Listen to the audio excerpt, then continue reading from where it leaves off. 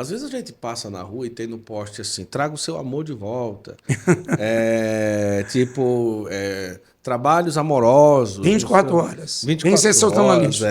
é bem McDonald's, né? É. Delivery e tal. Então, uma pessoa pode ser atingida por uma ação daquela que tem no poste, um trabalho, uma consagração, porque não é, um trabalho é uma consagração, ou sei lá, vai lá, é um animal que você vai trazer, nós vamos matar e botar umas velas e botar não sei o que na boca e não sei o que, e aí vem boca de sapo e vem tantas Isso. outras coisas que a gente sabe que Malefício. acontece, os malefícios e tal. Isso pode atingir uma pessoa que está em Deus? Primeira pergunta. E se realmente aquilo que está no poste realmente existe? A pessoa é capaz de pagar para ou tirar um homem ou uma mulher da vida de outro e tal? E se esses trabalhos, essas coisas são realidade, realmente existem? A sua primeira pergunta é interessantíssima. Quer dizer, uma pessoa que está em Deus, ela vai ficar com medo de tudo? Não, porque se ela está em intimidade com Deus, o Dom Bosco diz que o demônio teme quem está, São João da Cruz, quem está na intimidade com Deus, como ao próprio Deus. Então, se a pessoa está com vida de santidade, se ela está com intimidade com o Senhor, ela não tem o que temer, não existe brechas. Agora, se a pessoa está distante, uma vida desregrada, evidentemente que um malefício vai alcançá-la.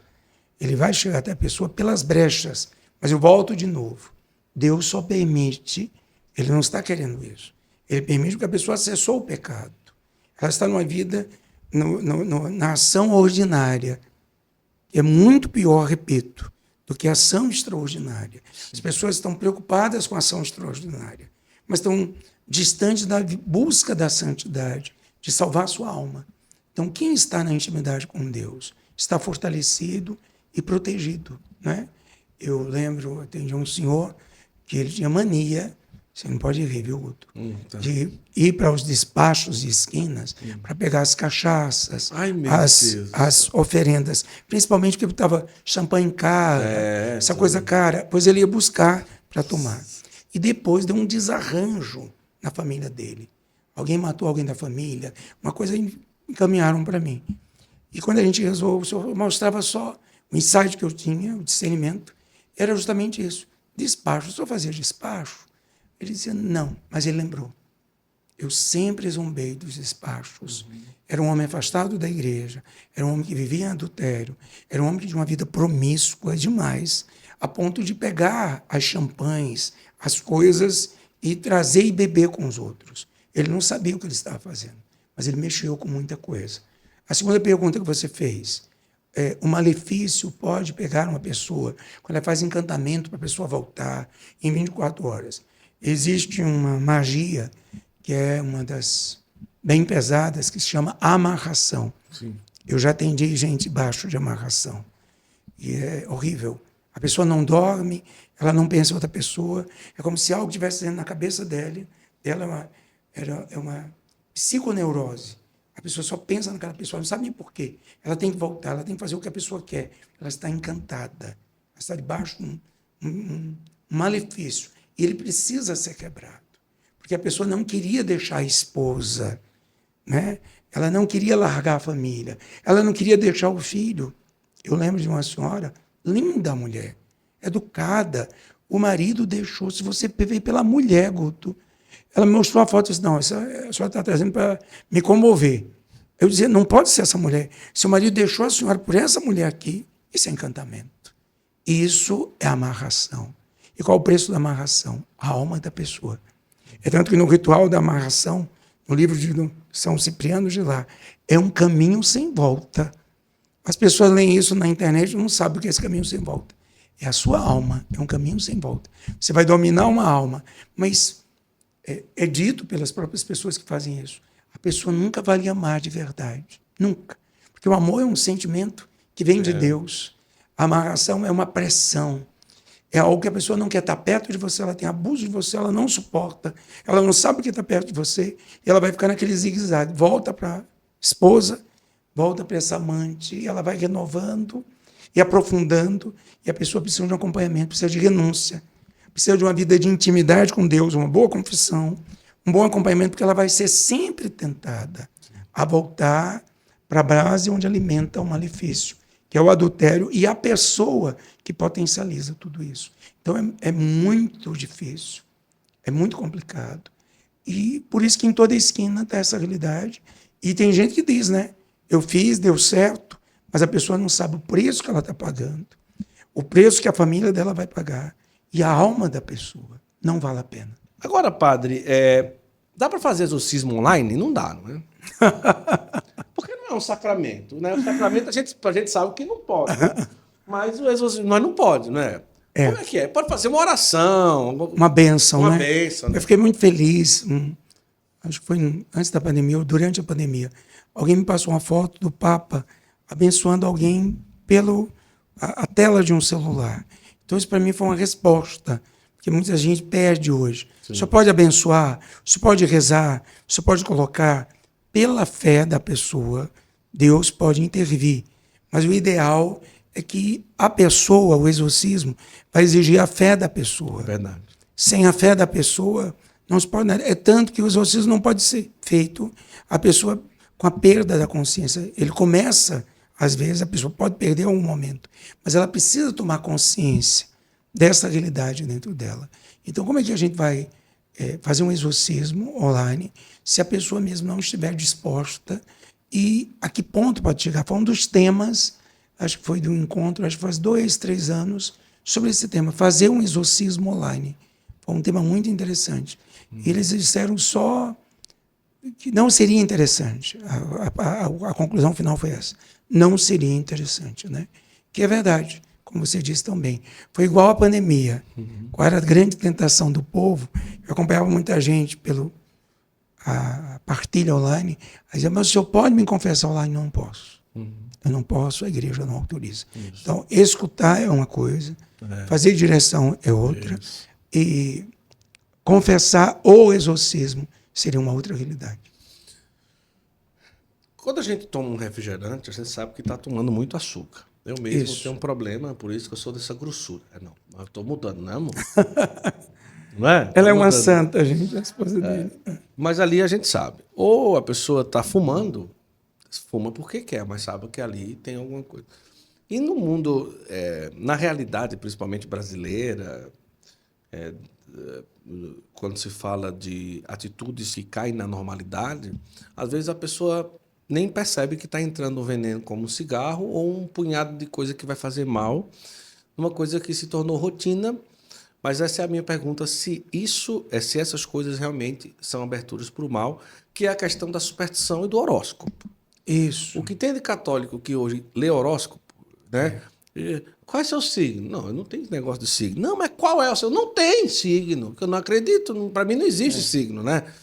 Eu conto até uma história que eu trabalhei muitos anos no rádio, mais de 10 anos no rádio, lá em Juazeiro, e um dia eu presenciei o cara lendo, né? Horóscopo de hoje, não sei o quê, tarará, tarará, e a data que ele tava, tipo assim, não tinha nada a ver. Ele abriu uma gaveta assim, ó, pegou qualquer papel lá e começou a ler, né? Horóscopo de hoje, não sei o quê, pra virgem, olha, não sei o quê, sua cor hoje é azul, seu número é tal, não sei o quê.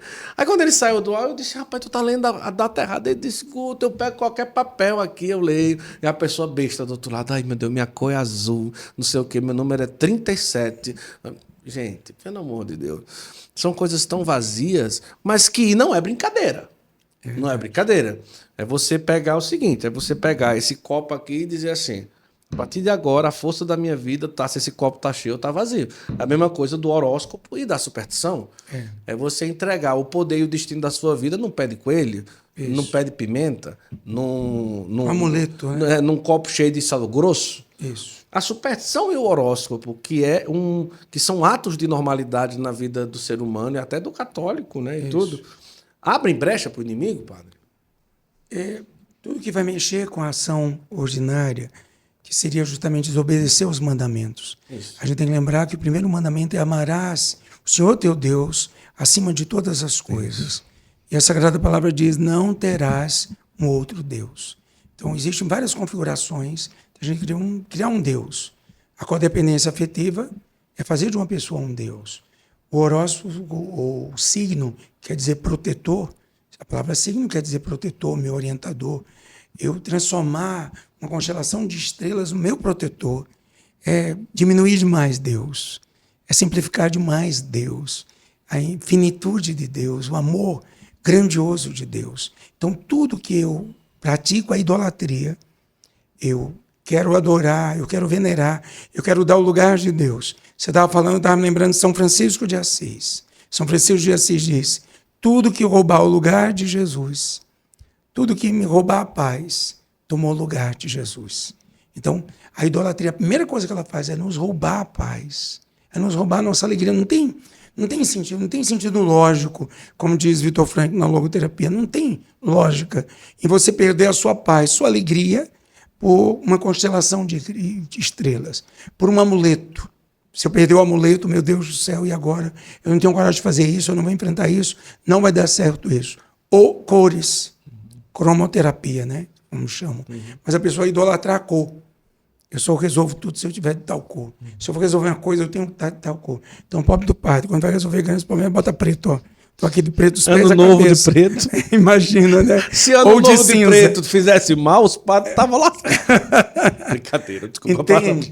Os padres estavam Então, na pior, né? Amarás o Senhor teu Deus e não terás um outro Deus. Então, eu estou me lembrando agora de Oséias 4,6. Meu povo se perde por falta de conhecimento.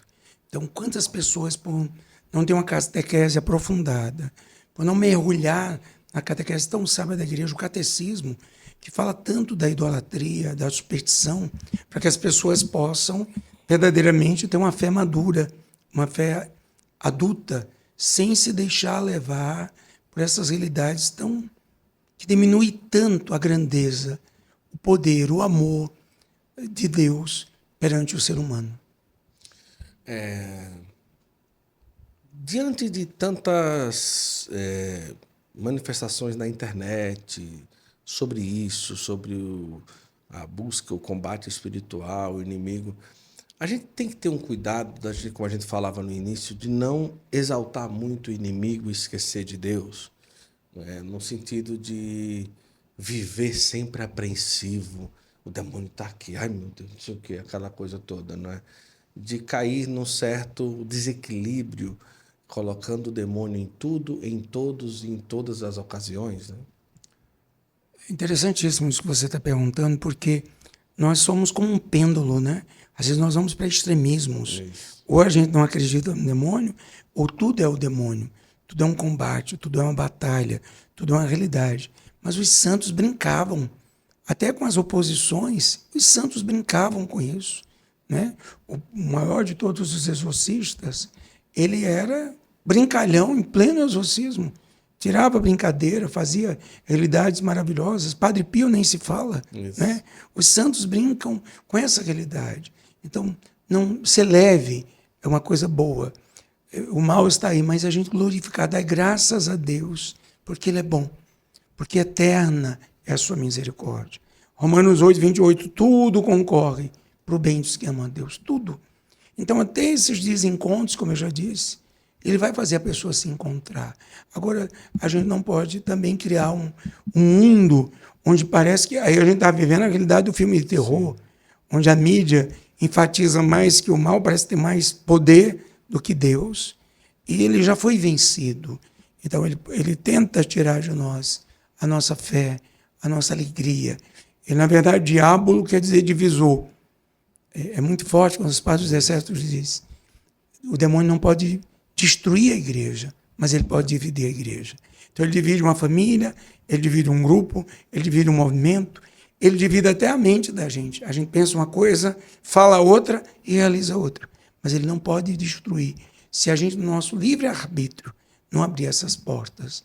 Então eu acho bonito São João quando ele diz, jovens, se alegrem, porque vencestes o demônio.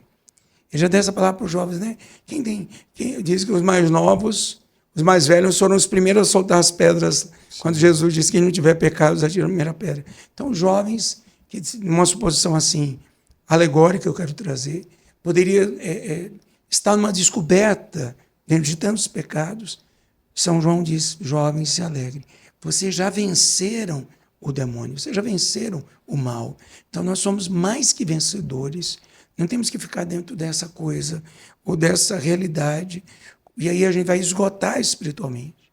Eu conheço pessoas, Guto, que dentro dessa neurose, dessa coisa, demônio, demônio, demônio, chegaram a uma tibieza profunda, porque elas mergulharam de uma ação de fixação psicológica a ponto de esgotarem. Então, elas têm que se refazer, precisa até tratamento, para poder reequilibrar e alinhar todos esses pontos novamente. Então, é perigoso isso, muito perigoso. É uma fé infantil, é uma fé... Exige etapas que a pessoa tem que viver essa fase, mas a gente tem que amadurecer. Eu gosto muito da oração Pegadas na Areia.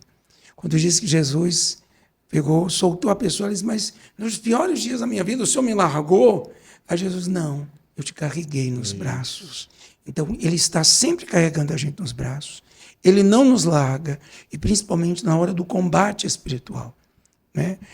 Santo Antão diz que um dia Jesus, ele apanhou demais o demônio. Sim. Aí ele olha para Jesus e diz, e o senhor não viu, não? Eu sempre estive aqui. Aí Santo Antônio que veio explosivo e disse, mas por que o senhor deixou? Mas eu queria sempre, estando com você, ver a sua reação e o seu amor por mim. Então, aí é uma realidade, uma provação para testemunharmos o amor de Deus.